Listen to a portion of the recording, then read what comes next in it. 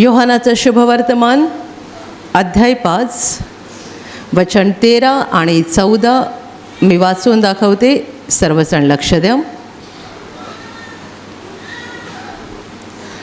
तो कोण आहे हे त्या बऱ्याच झालेल्या माणसाला ठाऊक नव्हते, कारण त्या ठिकाणी लोकसमुदाय असल्यामुळे येशू निसटून गेला होता. त्यानंतर तो मंदिरात येशूला भेटला, तेव्हा तो त्याला म्हणाला, पहा, तू बरा झाला आहेस. आतापासून पाप करू नको. करशील तर तुझे पूर्वीपेक्षा अधिक वाईट होईल. Hallelujah, hallelujah, hallelujah, hallelujah, hallelujah, hallelujah. माझ्या प्रिय भावांनो आणि बहिणींनो, 2000 वर्षांपूर्वी जेव्हा देवाचा पुत्र येशू ख्रिस्त मानव रूपात या जगात होता, तेव्हा त्याने पुष्कळ लोकांना बरं केलं. अनेक आंधळ्यांचे डोळे उघडले, अनेक मुक्यांना वाचा दिली, अनेक लंगड्यांना चालतं केलं आणि त्याच्याकडे आलेल्या प्रत्येक रोग्याला त्याने रोगापासून मुक्त केला. आणि असाच एक प्रसंग या ठिकाणी लिहिलेला आहे की एकदा प्रभू येशू ख्रिस्त एका तळ्याजवळ गेला. बेतसैदा असं त्या तळ्याचं नाव लिहिलेलं आहे. आणि या तळ्याजवळ खूप आजारी लोक बसलेले होते. कारण असं होतं की त्या तळ्याचं एक वैशिष्ट्य होतं. स्वर्गातून देवदूत त्या पाण्यामध्ये उतरायचा आणि पाणी हलवायचा. देवदूताने तळ्यातलं पाणी हलवल्यावर जो आजारी माणूस पहिल्याने त्या पाण्यात उतरायचा तो बरा व्हायचा. पहिला उतरणारा माणूस, मागून जे कोण उतरतील ते नाही. देवदूताने पाणी हलवल्यावर जो पहिल्याने पाण्यात उतरायचा तो बरा व्हायचा. आणि अशा रीतीने वर्षानुवर्षे हे चाललं होतं. म्हणून त्या तळ्याजवळ आजारी लोकांची नेहमी गर्दी पडलेली असायची. आजारी लोक आणि त्यांच्यासोबत त्यांचे नातेवाईक वाट बघत असायचे. देवदूत कधी उतरतो, कधी पाणी हलवतो. अर्थात देवदूत पण आत्मे आहेत, त्यामुळे लोकांना ते डोळ्याने दिसत नव्हते. पण देवदूतांनी पाणी हलवल्यानंतर पाण्याची जी एक विशिष्ट हालचाल व्हायची, त्यावरून त्यांना कळायचं की देवदूतांनी पाणी हलवलं आणि लगेच ते पाण्यात उतरायचे. अनेक जण उतरायचे, पण जो पहिला पाण्यात उतरायचा तेवढा बरा व्हायचा. Hallelujah, hallelujah, hallelujah. म्हणून आजारी लोक आशेने तिकडे बसलेले असायचे. हा प्रकार आणि ही व्यवस्था वर्षानुवर्षापासून होती. येशू ख्रिस्त एक दिवस त्या ठिकाणी गेला. त्याने बघितलं त्या तळ्याजवळ खूप लुळे, पांगळे, आजारी, रोगी सगळे बाजूला बसलेले आहेत आणि देवदूताने पाणी हलवण्याची वाट बघत आहेत. तिकडे प्रभूला असा एक माणूस दिसला जो 38 वर्षे आजारी होता आणि पडलेल्या अवस्थेत होता. म्हणजे त्याला स्वतःला उठता येत नव्हतं, चालता येत नव्हतं. प्रभू येशूने त्याला बघितलं आणि ओळखलं की याला असं पडून खूप काळ गेलेला आहे. प्रभू त्याच्या जवळ गेला आणि त्याला विचारतोय, तुला बरं होण्याची इच्छा आहे काय? तुला बरं व्हायचं आहे काय? प्रभू त्याला विचारतो. तेव्हा त्या माणसाने उत्तर दिलं, महाराज, जेव्हा देवदूत तळ्यातलं पाणी हलवतो तेव्हा मला पाण्यात उतरवण्यासाठी माझा कोणीच नाही आहे. मी पाण्यात उतरतो न उतरतो तेवढ्यात दुसरा कोणीतरी उतरतो आणि बरा होऊन बाहेर येतो. थोडक्यात त्याने त्याचं दुःख प्रभूला सांगितलं. तो अशा अवस्थेत पडलेला होता, पक्षघाती अवस्थेत, की ना त्याचे हात हलत ना पाय हलत. आणि देवदूताने पाणी हलवल्यानंतर तो कसा तरी प्रयत्न करत करत घसरत तिकडे पोहोचणार, तेवढ्यात कोणीतरी उतरायचा आणि याची संधी निघून जायची. अशा रीतीने तो 38 वर्षे होता आजारामध्ये. जेव्हा त्याने आपलं हे दुःख प्रभूला सांगितलं, तोपर्यंत त्या माणसाला माहीत नव्हतं हा मला विचारणारा कोण आहे. कदाचित त्याला अशी आशा वाटली असेल की हा कोणतरी भला माणूस दिसतोय जो माझी चौकशी करायला आलेला आहे आणि मग तो थांबेल माझ्या बाजूला आणि देवदूत जेव्हा पाणी हलवतील तेव्हा तो मला हात धरून पटकन नेईल आतमध्ये, कारण तोपर्यंत त्याला कोणी मदत केली नसेल. म्हणून तो मोठ्या आशेने प्रभूला आपलं दुःख सांगतोय की असं असं आहे म्हणून मी एवढा वेळ इकडे पडून आहे. प्रभू येशू त्याला म्हणाला, तर मग उठ आणि आपली बाज उचलून घेऊन चालू लाग. आणि बायबल म्हणतं एका क्षणात त्याच्या शरीरामध्ये बळ आलं. तो उठला आणि त्याची बाज उचलून घेऊन चालायला लागला. Hallelujah, hallelujah, hallelujah. हा पक्षघाती माणूस प्रभू येशूला ओळखत नव्हता आणि मला हा कोण विचारतोय की तुला बरं होण्याची इच्छा आहे काय, विचारणारा कोण आहे आणि विचारण्यामागे उद्देश काय आहे हे त्याला काही कल्पना नव्हती. पण तो एकटा होता आणि एकट्या माणसाच्या जवळ जर आपण गेलो आणि काही बोलायची सुरुवात केली की आपल्याला माहीत आहे ते केवढं बोलतात, कारण त्यांचं ऐकणारं कोणच नसतं, त्यांना विचारणारं कोणी नसतं. हा माणूस तिथे इतका काळ पडलेला आहे, बाकी आजारी लोक आहेत तिकडे, पण सगळ्यांच्या जोडीला घरची माणसं आहेत. याला सगळ्यांनी टाकून दिलेलं आहे. हा तिथे अशाच अवस्थेमध्ये पडलेला आहे आणि जेव्हा प्रभू जाऊन त्याला विचारतोय तेव्हा त्याला अशी आशा वाटते हा कोणीतरी भला माणूस दिसतोय, मला मदत करेल पाण्यात उतरायला, माझ्या बाजूला थांबून राहील देवदूतांनी पाणी हलवेपर्यंत. पण तो माणूस नाही आहे, विचारणारा परमेश्वर आहे हे त्याला नंतर कळालं. कारण जेव्हा त्याने आपली दुःखद कहाणी प्रभूला सांगितली, प्रभू त्याला म्हणतो तर मग उठ आणि आपली बाज उचलून घेऊन चालू लाग. तेव्हा एका क्षणात त्याला जाणवलं की मी बरा झालेलो आहे, माझ्या अंगामध्ये ताकद आली, माझे हातपाय चालायला लागले आणि तो लगेच उठला आणि चालायला लागला. आपली बाज उचलून घेऊन चालायला लागला आणि म्हटलेलं आहे की तिथे खूप गर्दी होती आणि त्या गर्दीत येशू निसटून गेला. जेव्हा येशूने त्याला सांगितलं उठ आणि आपली बाज उचलून घेऊन चाल, तेव्हा तो त्या खुशीमध्ये होता की तो आपली बाज उचलून घेऊन चालत फिरायला लागला आणि तोपर्यंत येशू कुठे निघून गेला त्याला दिसलं पण नाही, कारण तिकडे प्रचंड गर्दी होती. त्या तळ्याच्या बाजूला आजारी लोक आणि त्यांचे नातेवाईक यांची एवढी गर्दी होती की येशू त्या गर्दीतून निसटून गेला, त्याला दिसला नाही पुन्हा. मग त्याला काहींनी विचारलं, आज शब्बात दिवस आहे, तू बाज उचलून घेऊन चालणं चांगलं नाही, कारण शब्बात दिवशी काम करायचं नसतं. तेव्हा ह्याने उत्तर दिलं, ज्याने मला बरं केलं त्यानेच मला सांगितलं की बाज उचलून घेऊन चाल. मग ते ह्याला विचारतात कोणी सांगितलं तुला असं? तो म्हणतो मला माहिती नाही कोणी सांगितलं, तो मला बोलून तर निघून गेला, मला इकडे दिसत नाही तो कोण आहे म्हणून. शब्बात दिवशी बाज उचलून घेऊन चाल कोणी सांगितलं तुला? तेव्हा तो म्हणतो तो कोण होता मला माहीत नाही, कारण तो गर्दीत निसटून गेला, त्याने मला सांगितलं आणि तो गेला, मी उठून चालायला लागलो. पुढे म्हटलेलं आहे हाच माणूस येशूला मंदिरात परत एकदा भेटला आणि परत भेटल्यावर येशूने आपलं पुढचं काम केलं जे त्या माणसाच्या बाबतीत बाकी राहिलं होतं. प्रभू त्याला मोलाचा सल्ला देत आहे, पहा आता तू बरा झाला आहेस, यापुढे पाप करू नकोस, करशील तर तुझे पूर्वीपेक्षा अधिक वाईट होईल. हा प्रभूने त्याला शाप दिला नाही तर त्याला समज दिली, त्याची कानउघडणी केली आणि होणारे परिणाम त्याला आधी दाखवून दिले. Hallelujah, hallelujah, hallelujah. तू जर पाप करशील तर तुझं पूर्वीपेक्षा अधिक वाईट होईल. हा प्रभूने त्याला दिलेला शाप नव्हता, तर होणाऱ्या परिणामाची जाणीव करून दिली.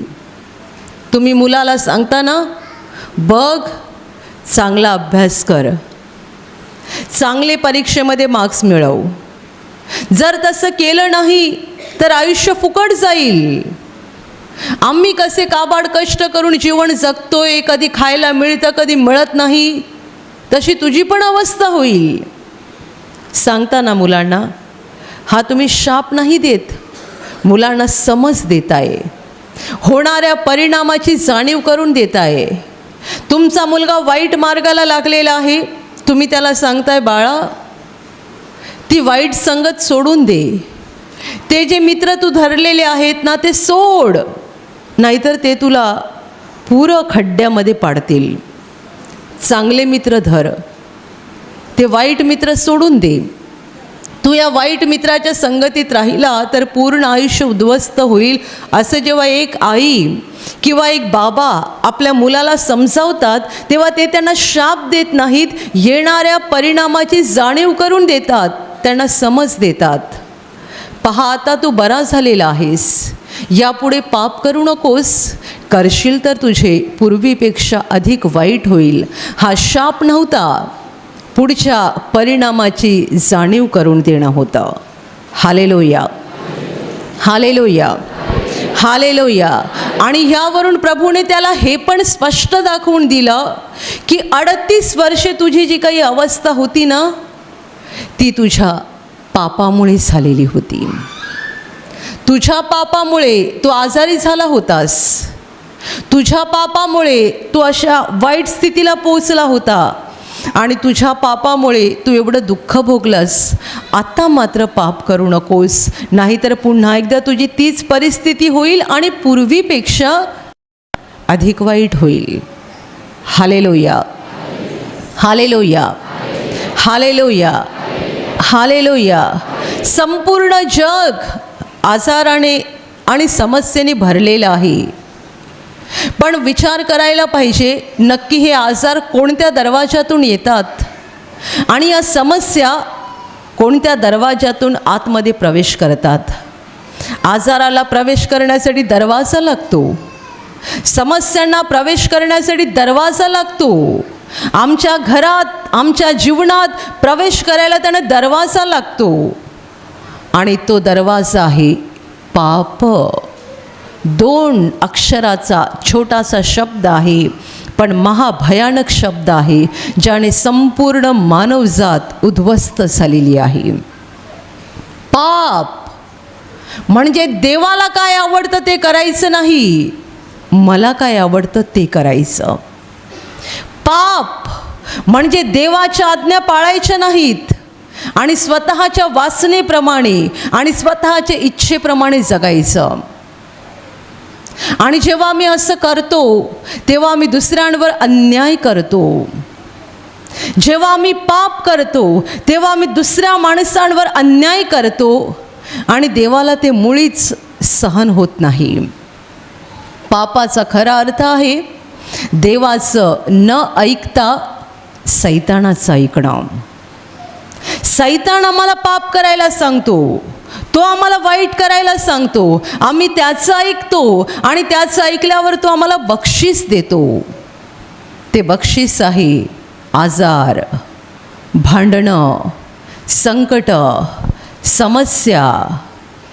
Hallelujah, hallelujah, hallelujah, hallelujah.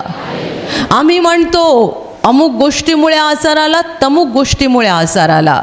हे आमचे मानवी विचार आहेत, मानवी ठोकताळे आहेत, जे लावून आम्ही तपासतो.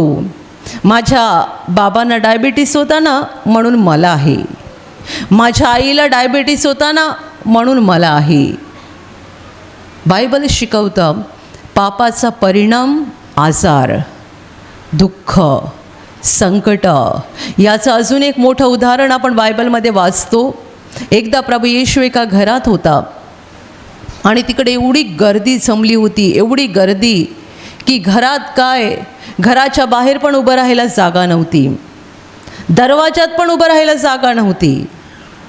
तेव्हाची घरं म्हणजे 10 बाय 10ची खोली नव्हती. जुन्या काळची घरं म्हणजे केवढी मोठी असायची. घर माणसांनी एवढं भरलं होतं की म्हटलं आहे तिकडे दारात उभं राहायला पण जागा नव्हती. आणि काही लोकांनी एका पक्षघाती माणसाला खाटेवरती उचलून आणलं बघतात तर आत जायला थोडी पण जागा नाही आहे. त्यांनी काय केलं, ते घराच्या वर चढले, त्यांनी छप्पर उस्तरून काढलं आणि त्या माणसाला बाजे सकट खाली सोडलं. घरात जिकडे येशू होता तिकडचं त्यांनी छप्पर काढलं आणि बाजे सकट त्या माणसाला छपरातून खाली सोडलं. बायबल म्हणतं, त्यांचा विश्वास बघून येशू त्या पक्षघाती माणसाला म्हणाला, मुला, तुझ्या पापांची तुला क्षमा झाली आहे. आणि जेव्हा येशू बोलला, तुझ्या पापांची तुला क्षमा झाली आहे, त्या क्षणाला त्याचा रोग बरा झाला. आणि मग प्रभू बोलला, उठ, बाज उचलून घेऊन निघून जा. लगेच तो उठला आणि स्वतःची खाट उचलून लोकांसमोर निघून गेला. Hallelujah, hallelujah. तुझ्या पापांची तुला क्षमा झालेली आहे असं प्रभूने सांगता बरोबर पापाचा जो परिणाम त्याच्या शरीरावर आलेला होता तो निघून गेला आणि पक्षघाती माणूस बरा झाला. माझ्या प्रिय भावांनो आणि बहिणींनो, जगाची ही वाईट अवस्था आहे की लोकांना पाप करायला आनंद वाटतो आणि पाप केल्यानंतर त्यांना त्याचे परिणाम भोगावे लागतात. जेव्हा माणूस तरुण असतो किंवा अंगामध्ये चांगली ताकद असते, जवळ पैसा असतो, त्यावेळेला मनासारखे वागतात. याच्याशी उद्धटपणे त्याच्याशी उद्धटपणे, कोणाला जुमानायचं नाही, कुणाचं ऐकायचं नाही, आई वडिलांना पण मानायचं नाही, मनाप्रमाणे वागायचं. आणि ते सगळं झालं की मग सैतान बक्षीस पण घेऊन येतो. आम्ही त्याचं एवढं ऐकलं ना, मग त्या ऐकल्याच्या बदल्यात तो आम्हाला बक्षीस देतो. तेव्हा आम्ही आजारी होतो आणि नाहीतर आमच्या जीवनात काहीतरी अशी संकट येतात ज्याने आम्ही हैराण होऊन जातो. Hallelujah, hallelujah, hallelujah. देवाने निर्माण केलेला पहिला पुरुष आदाम आणि पहिली स्त्री एवा यांना देवाने ज्या एदेन बागेमध्ये ठेवलं होतं, त्या सुंदर बागेत त्यांनी देवाविरुद्ध पाप केलं आणि सैतानाचं ऐकलं. सैतान सापाच्या रूपात त्या बागेत शिरला आणि एवेला फसवलं. तिला सैतानाचे शब्द जास्त बरे वाटले देवाच्या शब्दापेक्षा. किती वेळा आपलं पण असंच होतं ना, आपल्याला जगातल्या गोष्टी जास्त आनंद देतात. तुम्ही इकडे प्रार्थनेला येता, प्रवचन ऐकता, तुम्हाला माहीत आहे मोबाईलवर गेम खेळल्याने आपल्या आत्म्याचं नुकसान होतं, माहीत आहे ना, तरी पण घरी गेल्यावर तेच करायला वाटतं.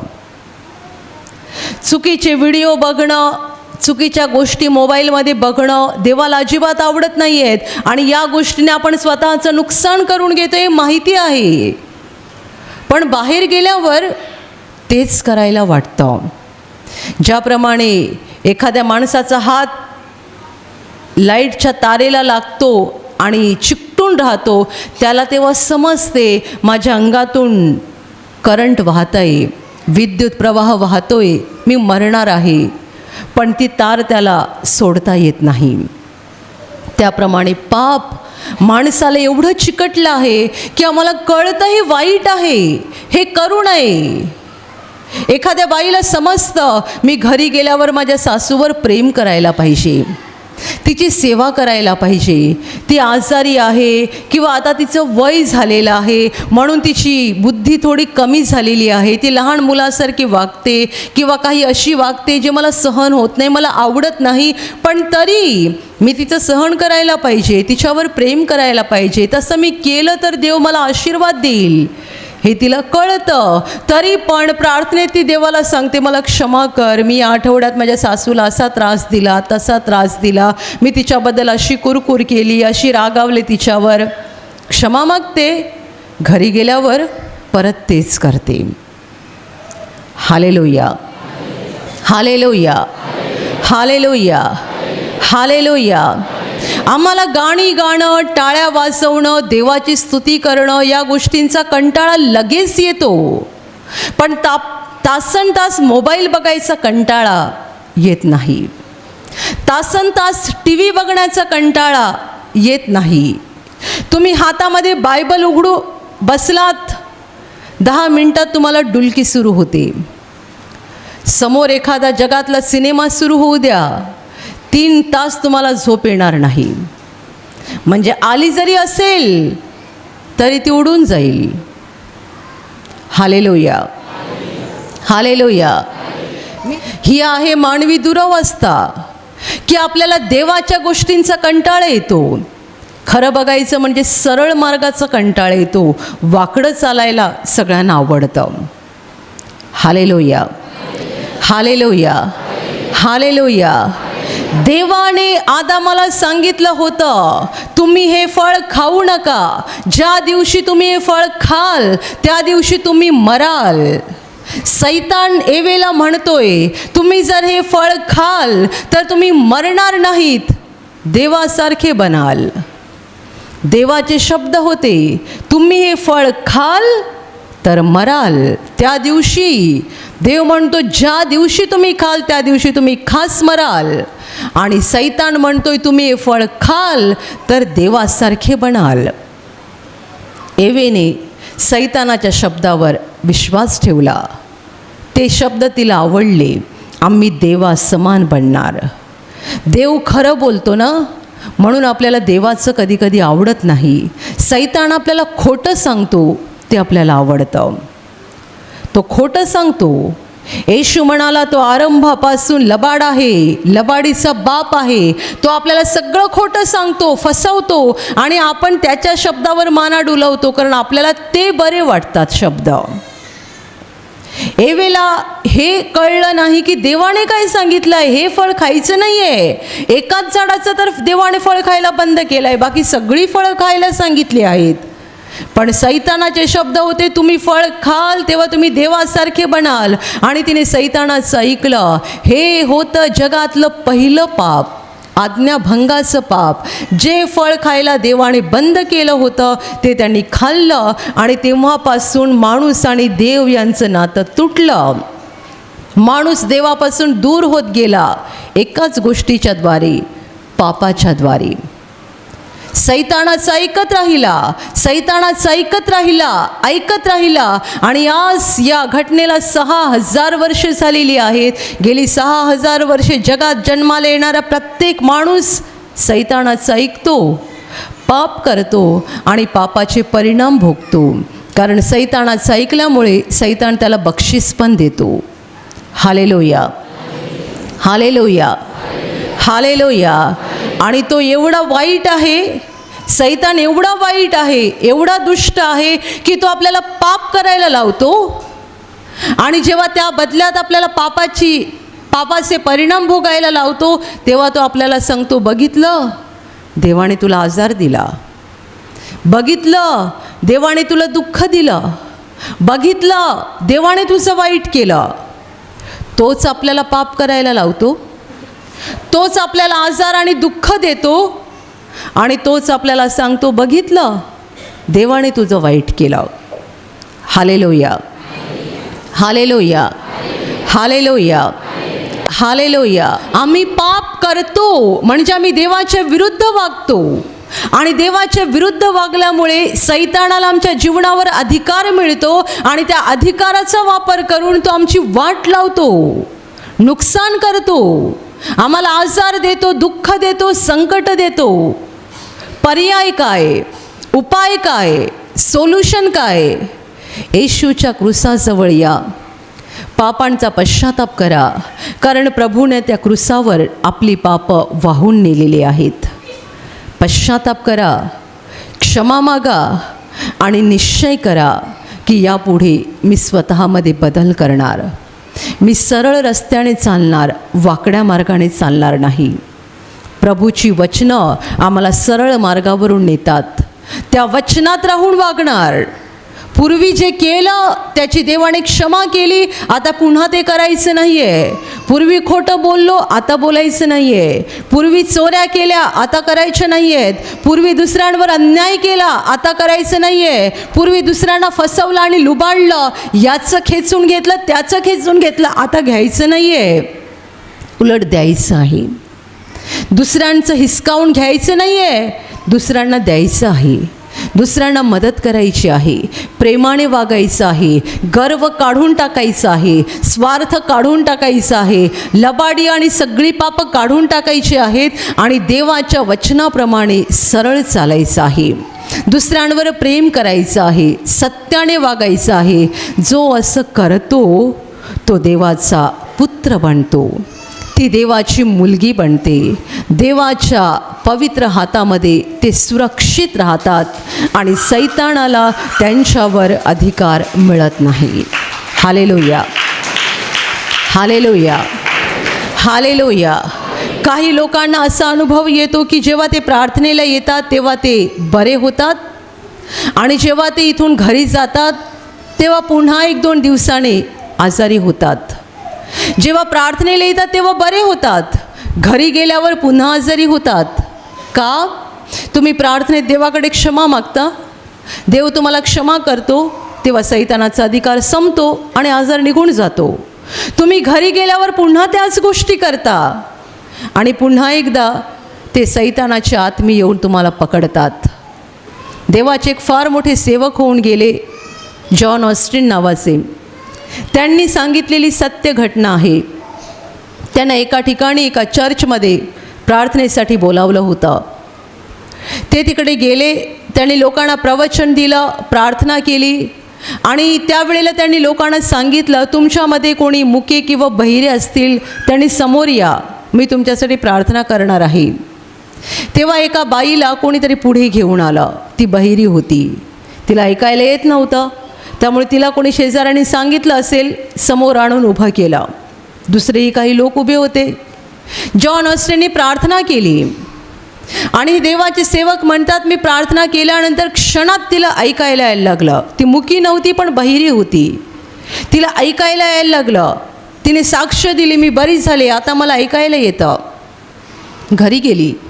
दुसऱ्या दिवशी पुन्हा प्रार्थना होती. सलग 3 दिवस त्या चर्चमध्ये प्रार्थना होणार होती. दुसऱ्या दिवशी ती पुन्हा प्रार्थनेला आली. जॉन ऑस्टिन म्हणाले, तुमच्यामध्ये कोणी मुके बहिरे असतील त्यांनी पुढे, आम्ही प्रार्थना करणार आहे. त्या बाईला पुन्हा कोणीतरी पुढे आणून उभं केलं. जॉन ऑस्टिनने बघितलं, ही बाई तर काल ऐकायला लागली होती, आज परत बहिरी झाली. त्यांनी पुन्हा प्रार्थना केली. दुसऱ्या दिवशी पण ती ऐकायला लागली, बरी झाली. तिसऱ्या दिवशी प्रार्थनेला आली. परत जेव्हा ते म्हणाले मुख्य बहिऱ्या लोकांनी पुढे यावं, तेव्हा तिला परत पुढे आणलं गेलं.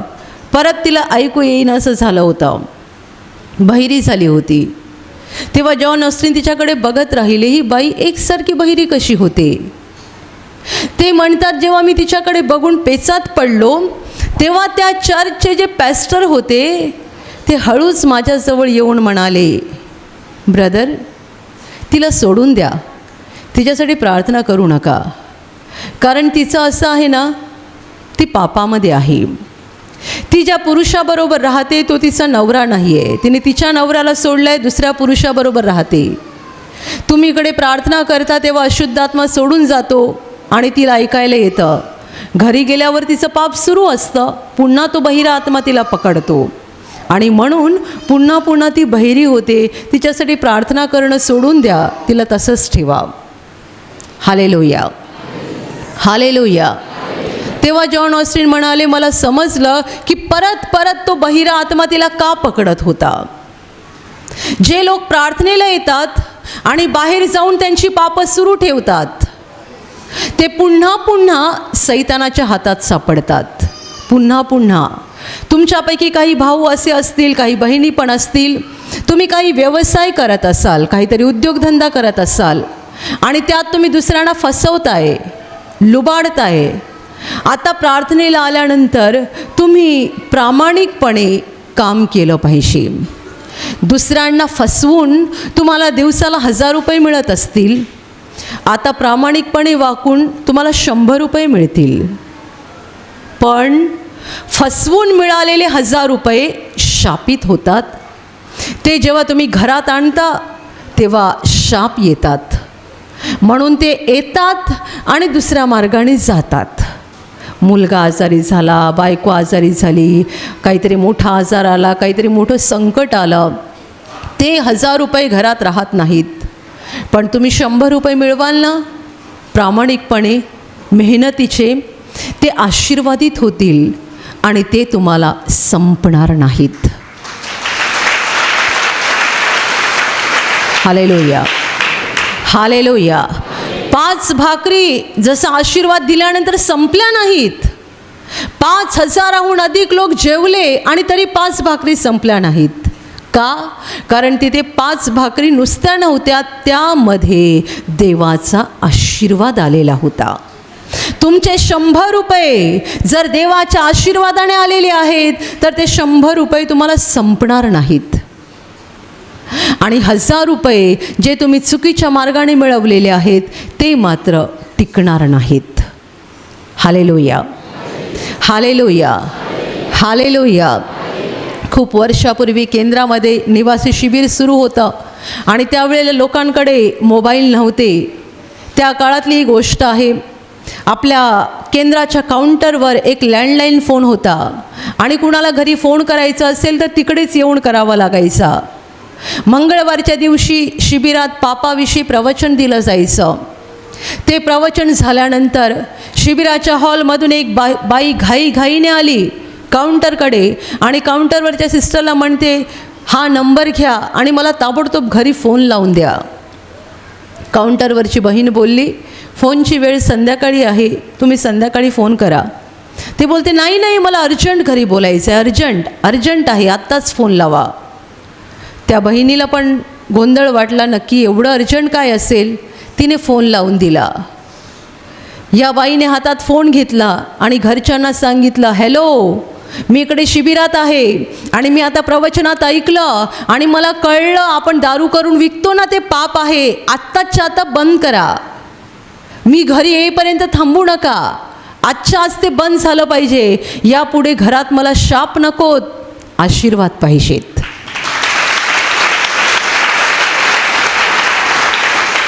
Hallelujah, hallelujah, hallelujah, hallelujah. खरं म्हणजे तिला देवाच्या आशीर्वादाचं महत्त्व कळलं. प्रवचन संपताबरोबर ती घाईघाईने येऊन म्हणते, आत्ता मला बोलायचं आहे. काय बोलायचं आहे? घरच्यांना फोन करून म्हणते, आत्ताच्या आत्ता दारू बनवायची बंद करा, आत्ताच्या आत्ता दारू विकायची बंद करा, कारण मला कळलं हे पाप आहे. दारू विकून आपण आपल्या घरावर शाप उडवून घेतलेले आहेत. आता ते यायला नकोत. तेव्हा 5 दिवसाचं शिबिर होतं. मी शुक्रवारी घरी येईपर्यंत थांबू नका, आजच दारू विकायची बंद करा. Hallelujah, hallelujah, hallelujah. जागे व्हा, आत्म्यामध्ये जिवंत व्हा. सैतान आम्हाला चुकीच्या गोष्टी करायला लावतो, पाप करायला लावतो आणि मग आम्हाला परिणाम पण भोगावे लागतात. आजकाल किती लहान लहान मुलांना पण डोळ्यांना चष्मे लागलेले आहेत, जाड जाड भिंगाचे चष्मे. आणि काय काय कारणं दिली जातात. खरं कारण काय आहे? मोबाईल आणि मोबाईलचा अयोग्य वापर, चुकीचा वापर. मोबाईल आम्ही पण वापरतो, देवासाठी वापरतो. तुम्ही माझ्या पण हातात मोबाईल बघाल, देवासाठी वापरतो आम्ही, चुकीच्या गोष्टीसाठी नाही, सैतानाच्या गोष्टीसाठी नाही. किती मुलं अहोरात्र, आणि वाईट गोष्ट म्हणजे प्रौढांनासुद्धा, जे वयाचे 40-50 पार केलेले आहेत, त्यांना पण मोबाईलचं व्यसन लागलेलं आहे. आणि त्या व्यसनापायी डोळे खराब झालेले आहेत आणि डोक्यात असलेली बुद्धी, अक्कल ती पण खराब झालेली आहे. Hallelujah, hallelujah, hallelujah. मुलाच्या हातातून मोबाईल काढून घेतला की मुलगा भडकतो. त्याला आई दिसत नाही की बाबा दिसत नाहीत, कोणावर भडकतो आणि काय बोलतो. म्हणजे डोक्यातली अक्कल पण कमी होत चाललेली आहे मोबाईलच्या वापरामुळे. जिवंत व्हा, जागे व्हा. तो दुष्ट सैतान आपल्याला पापात पाडतो, कारण आपण पाप केल्यामुळे आपला देवाशी संबंध तुटतो. तुम्ही पश्चाताप करता, क्षमा मागता, ती पापं सोडून द्या. आणि तुमच्या जीवनात अशी काही पापं असतील जी तुम्हाला सोडताच येत नाही आहेत, त्यासाठी रडा आणि पश्चाताप करा. देवाकडे क्षमा मागा आणि रडून देवाला सांगा की मला यातून बाहेर यायचं आहे. लक्षात ठेवा, कोणत्याही गोष्टीला मजबुरी बोलू नका, नाईलाज बोलू नका. काही लोक चुकीचा धंदा करतात आणि म्हणतात आमचा नाईलाज आहे, आम्हाला ते करावं लागतं. काही लोक नोकरीच्या ठिकाणी कितीतरी पापं करतात आणि म्हणतात हा आमचा नाईलाज आहे, आम्हाला करावं लागतं. तुम्हाला माहीत आहे, जेव्हा तुम्ही म्हणता की हा आमचा नाईलाज आहे, तेव्हा येशू असं म्हणतो, तुझा उजवा डोळा तुला पापासाठी प्रवृत्त करत असेल तर तो काढून टाक. 2 डोळे घेऊन नरकात जाण्यापेक्षा 1 डोळा घेऊन जीवनात गेलेलं बरं आहे. तुझा हात तुला पापासाठी प्रवृत्त करत असेल तर हात तोडून टाक. 2 हात घेऊन नरकात जाण्यापेक्षा 1 हात घेऊन स्वर्गात गेलेलं बरं. हे कोणी सांगितलं? प्रभूने. ही येशूची शिकवण आहे. जो तुमचा डोळा तुम्हाला पाप करायला भाग पाडतो तो डोळा काढून टाका. जो हात तुम्हाला पाप करायला भाग पाडतो तो हात काढून टाका. जो पाय तुम्हाला पाप करायला भाग पाडतो तो पाय काढून टाका. 2 पाय घेऊन नरकात जाण्यापेक्षा 1 पाय घेऊन जीवनात प्रवेश करा. डोळा काढणं, हात काढणं, पाय काढणं जमेल का आपल्याला?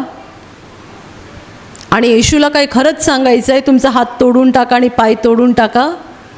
म्हणजे त्याला असं सांगायचं आहे, तुमच्या जीवनात जी पापं तुम्हाला एवढी चिकटलेली आहेत, चिकटलेली, ती काढून टाका.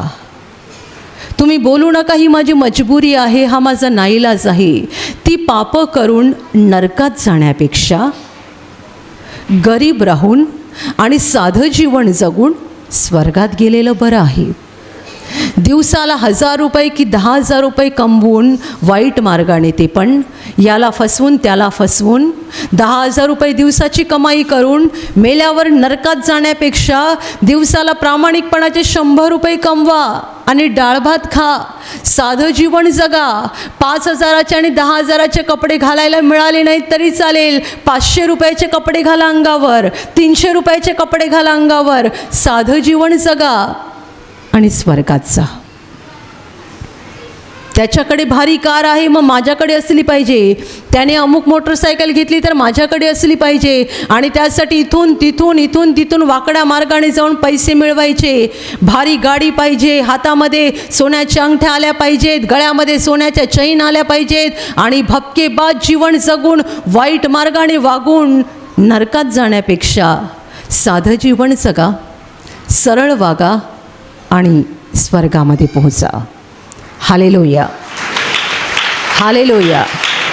जेव्हा आम्ही म्हणतो हे शक्य नाही आहे, ते शक्य नाही आहे, हे कसं होईल, हे मला सोडता येणार नाही, ते कसं होईल, ते मला बंद करता येणार नाही, म्हणून येशू म्हणाला, पाय पाप करायला लावत असेल तर पाय पण तोड, हात पाप करायला लावत असेल तर हात पण तोड. मग हात आणि पाय जर तोडायला सांगितले तर बाकी गोष्टी काय आहेत त्या तर आम्ही काढून टाकल्याच पाहिजेत, नाहीतर आम्ही स्वतःचं नुकसान करू. Hallelujah, hallelujah. पूर्वी आम्ही निवासी शिबिरात केंद्रात लोकांना सल्ला द्यायचो. तुम्ही सांगता ना की आमची मुलं 24 तास टी व्ही समोर बसलेली असतात, अजिबात हलत नाहीत, किती सांगितलं तरी ऐकत नाही. आमचा सल्ला आहे तुमचा टी व्ही फोडा आणि भंगारात देऊन टाका, दुसऱ्याला पण देऊ नका, नाहीतर त्यांची मुलं बिघडतील. लोक म्हणायचे काय भयानक सल्ला आहे हो, टी व्ही फोडायचा आणि भंगारात देऊन टाकायचा. येशूने म्हटलंय हात पण तोडा आणि पाय पण तोडा, त्यापेक्षा टी व्ही फोडणं सोपी गोष्ट आहे ना. आणि हा तेव्हाचा सल्ला होता जेव्हा मोबाईल नव्हते. आजचा सल्ला, तुमचा मोबाईल जर तुम्हाला पापास प्रवृत्त करत असेल तर तो तोडून टाका आणि भंगारात देऊन टाका. मोबाईल विना जीवन जगा. मोबाईल नव्हते तेव्हा लोक जगत नव्हते का, मेले होते. आता मला फोन करायचा असला की पटकन टक टक टक टक दाबलं, कोणाला फोन लावला. तेव्हा फोन करायचा असला तर कोणाकडे तरी निरोप पाठवायचा, कोणाला तरी सांगायचं, मग 1 आठवड्याने की 15 दिवसांनी तिकडे निरोप पोचणार, मग तिकडून परत निरोप येणार, महिना निघून जातो एक एक निरोप यायला आणि जायला. आत्ता एक एक मिनिटात होतं, पण आत्मे सैतान खाऊन टाकतोय. जर तुम्हाला मोबाईलचं व्यसन लागलं असेल ना, तुमचा मोबाईल तोडून टाका. आत्मा वाचवा. मोबाईल वापरून नरकात जाण्यापेक्षा मोबाईल विना जीवन जगा आणि स्वर्गामध्ये प्रवेश करा.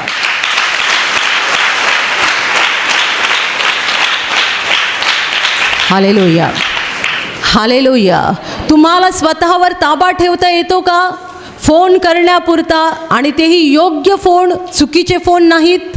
योग्य फोन करण्यापुरता तुम्हाला फोन वापरता येतो. योग्य मेसेज करण्यापुरता तुम्हाला फोन वापरता येतो. जेवढे व्हिडिओ किंवा जे काही देवाच्या इच्छेप्रमाणे आहे ते पाहण्यापुरता तुम्हाला मोबाईल वापरता येतो. एवढा तुमच्यावर आत्मसंयम आहे का?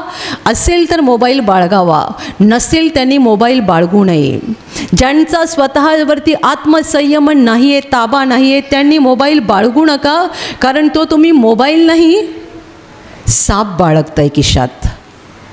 साप ठेवाल तुमच्या खिशात, तो पण विषारी. माझ्यापेक्षा तुम्हाला जास्त माहीत असेल विषारी साप कोणता आहे. त्याला खिशामध्ये घेऊन फिराल का? तो कधी डसेल आणि कधी तुम्हाला गतप्राण करून ठेवेल तुम्ही सांगू शकत नाही. तसा जर तुम्हाला स्वतःवर ताबा नाही आहे, तुम्ही आत्मसंयमन करू शकत नाही आहात, तर मोबाईल बाळगू नका. ही शेवटची घटका आहे. जगाची शेवटची वेळ आहे. सैतानाने पूर्ण ताकद लावलेली आहे. नरकाच्या दरवाजातून अशुद्ध आत्मे वेगाने बाहेर पडत आहेत, कारण ते म्हणतायत आम्हाला अनेकांना नरकात घेऊन जायचं आहे. येशूने अधोलोकाचं द्वार म्हटलेलं आहे. तिकडून आत्मे बाहेर येत आहेत सैतानाची ताकद वाढत आहे. सैतान आत्म्यांना खेचत आहे नरकात नेण्यासाठी. तुमचा आत्मा त्याच्या हातात जाऊ नये म्हणून जागे व्हा, झोपा काढू नका. Hallelujah, hallelujah, hallelujah. शोध घ्या तुमच्या जीवनातल्या कोणत्या गोष्टी तुम्हाला पाप करायला भाग पाडतात. कोणत्या गोष्टीमुळे तुम्ही पापात पडताय, त्या गोष्टी तुमच्या जीवनातून बाजूला करा. त्याला तुम्ही कितीही चिकटलेला असाल तरी बाजूला करा. येशूने आपल्या अंगाला चिकटलेला हात पण तोडायला सांगितलं आहे आणि अंगाला चिकटलेला पाय तोडायला सांगितलं आहे. जर ते अवयव आपल्याला पाप करायला भाग पाडत असतील, तर मग बाह्य गोष्टींची आम्ही काय पर्वा करावी?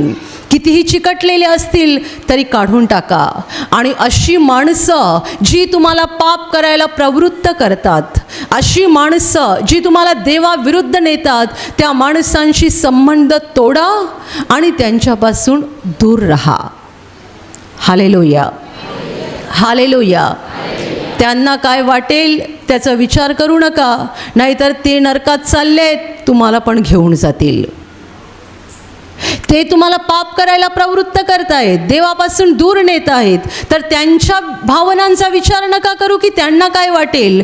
त्यांना काय वाटेल असा विचार करून जर त्यांच्याशी चिकटून राहिलात, तर ते चालले नरकात आणि तुम्हाला पण सोबत घेऊन जातील. येशू त्या माणसाला म्हणतोय, आत्तापासून पुढे पाप करू नकोस. करशील तर तुझे पूर्वीपेक्षा अधिक वाईट होईल. म्हणजे काय? आत्ता तू ज्या पापामुळे 38 वर्षे दुःख भोगलेलं आहे, तेच पाप जर परत करायला लागशील तर सैतान तुला पुन्हा पकडेल आणि मग मात्र तू त्याच्या हातातून सुटणार नाहीस. तो सैतान तुला पार नरकात घेऊन जाईल आणि तुझ्या आत्म्याचा विनाश करेल. Hallelujah, hallelujah, hallelujah. जागे व्हा, आत्म्यामध्ये जिवंत व्हा. स्वतःला सुधारविण्यासाठी आणि बदलविण्यासाठी रात्रंदिवस प्रयत्न करा. आपल्यापैकी कोणी संत नाही आहे, कुणी पवित्र नाही आहे, पण आपण झटलं पाहिजे, प्रयत्न केला पाहिजे, मेहनत केली पाहिजे आपल्यातलं वाईट काढून टाकायला आणि आपलं जीवन देवाच्या इच्छेप्रमाणे बनवायला. भरपूर प्रार्थना करा. देवाची वचनं वाचून ती आतमध्ये घ्या आणि जे जे वाईट तुमच्या जीवनात आहे ते काढून टाका. त्यामुळे काय होईल? तुमचा आत्मा दिवसेंदिवस अधिकाधिक स्वच्छ होत जाईल, चांगला बनत जाईल. तुम्ही देवाच्या अधिकाधिक जवळ जाल आणि हा आत्मा स्वच्छ बनवताना, चांगला बनवताना, पवित्र आणि नीतिमान बनवताना तुमचे पैसे जातील, तुमचं सोनं रूपं जाईल, तुमच्या जीवनातल्या अनेक चिकटलेल्या गोष्टी जातील, काही माणसंही तुम्हाला सोडून जातील, पण देव तुम्हाला मिळेल. देवाचे देवदूत तुमच्या बाजूला राहतील. या जगात तुम्ही आनंदित राहाल, आशीर्वादित राहाल. आणि सगळ्यात मोठी गोष्ट, इथलं जीवन संपलं की देवाच्या घरात म्हणजे स्वर्गात प्रवेश कराल. Hallelujah, hallelujah, hallelujah, hallelujah, hallelujah. आणि आता मी तुमच्यासाठी प्रार्थना करणार आहे. पूर्ण विश्वास ठेवा की प्रभू येशू एका क्षणात तुम्हाला स्पर्श करून बरं करील. एका क्षणात तो तुमच्या जीवनातलं दुःख काढून टाकेल. कारण प्रभू आजही जिवंत आहे. 2000 वर्षांपूर्वी तो देहरूपात या जगात होता. आज देहरूपात नाही आहे, पण आत्म्याच्या रूपाने आहे. आणि जिथे जिथे लोक त्याच्यावर विश्वास ठेवतात आणि विश्वासाने त्याला हाक मारतात, तिकडे तिकडे तो त्यांच्या अगदी जवळ असतो. त्यांना बरं करायला, त्यांना आनंदित करायला आणि त्यांना सैतानाच्या हातातून सोडवायला तो नेहमीच तयार असतो. म्हणून विश्वास ठेवा, प्रभू इथे आहे. तो तुम्हाला स्पर्श करेल आणि तुमचं जीवन बदलून टाकेल. जिथे तुम्हाला आजार आहे तिथे विश्वासाने हात ठेवा. आणि तिथे हात ठेवणं शक्य नसेल तर छातीवर हात ठेवा. प्रभू येशूच्या नावाने या क्षणाला तुमच्या शरीरातले सगळे आजार नष्ट होत. प्रभू येशूच्या नावाने तुमच्या जीवनातील सगळी दुःख निघून जावोत. सैतानाची सर्व कामं तुमच्या घरातून आणि तुमच्या कुटुंबातून प्रभू येशूच्या नावाने पूर्णपणे नष्ट होत. सर्व शुद्धात्म्यांनो, प्रभू येशूच्या नावाने मी तुम्हाला आज्ञा देत आहे, या क्षणाला यांना सोडून निघून जा आणि पुन्हा त्यांच्यात शिरू नका. प्रभूचं महान सामर्थ्य तुमच्यावर येऊ. पवित्र आत्मा तुमच्यावर येऊ. पवित्र आत्म्याचा आनंद तुमच्या जीवनात येऊ. पवित्र आत्म्याची शांती तुमच्या हृदयात येऊ आणि तुमचं जीवन स्वर्गीय प्रकाशाने भरून जावो. आमीन.